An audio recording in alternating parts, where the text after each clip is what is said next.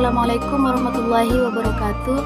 Saya Husnulabiah dari Prodi PGMI semester 3 ingin sedikit menjelaskan tentang sejarah hadis, status hadis, dan juga pengertian dari macam-macam hadis seperti hadis sahih dan juga hadis dhaif. Pembuatan video ini adalah untuk memenuhi tugas UAS mata kuliah studi hadis yang diampu oleh Bapak dosen Ibrahim Muhlis Imtihani. Sebelum menyimak video saya, jangan lupa untuk like, comment, share, dan subscribe video ini. Sebelum kita lanjut pada pembahasan pertama, saya di sini akan menjelaskan terlebih dahulu pengertian dari hadis itu sendiri. Hadis adalah perkataan, perbuatan, ketetapan, dan persetujuan dari Nabi Muhammad SAW yang dijadikan landasan syariat Islam. Langsung saja kita lanjut pada pembahasan yang pertama, yaitu tentang sejarah singkat hadis. Hadis dilahirkan atau disabdakan oleh Rasulullah SAW sejak awal masa kenabian, masa sahabat, hingga pada penghujung abad pertama Hijriah, di mana beliau telah membina umatnya selama 23 tahun.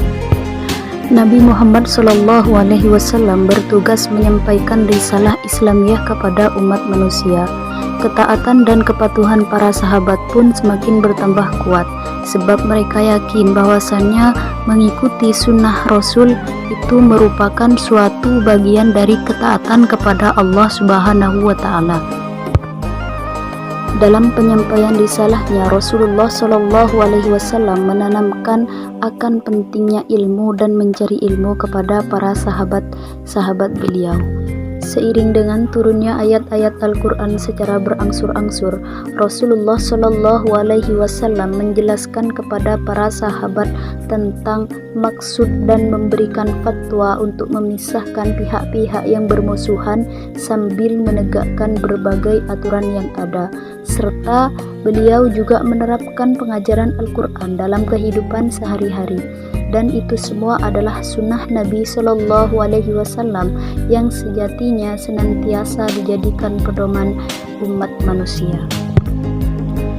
Jadi lahirnya hadis di sini karena adanya penyampaian tentang isi Al-Quran oleh Rasulullah SAW kepada para sahabat mengenai suatu permasalahan yang ada dan solusi yang ia berikan sesuai dengan syariat Islam.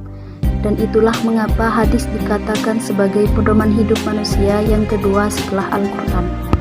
Pembahasan yang selanjutnya yaitu mengenai tentang status hadis, di mana hadis ini merupakan salah satu sumber hukum Islam terbesar kedua setelah Al-Quran.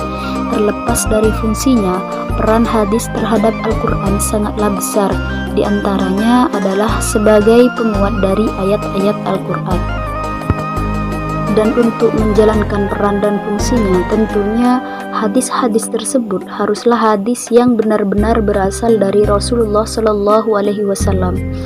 Berikut ini ada beberapa macam hadis, diantaranya yang pertama ada hadis sahih dan yang kedua ada hadis dhaif.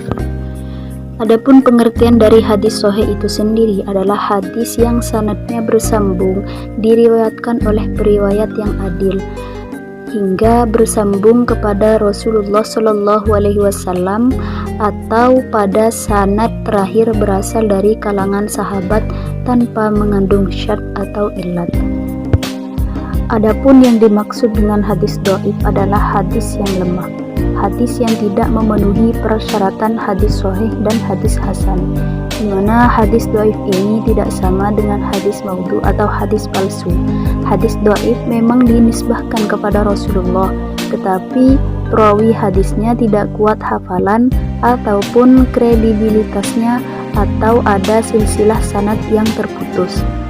Itu saja yang dapat saya sampaikan, kurang lebihnya mohon maaf. Wassalamualaikum warahmatullahi wabarakatuh.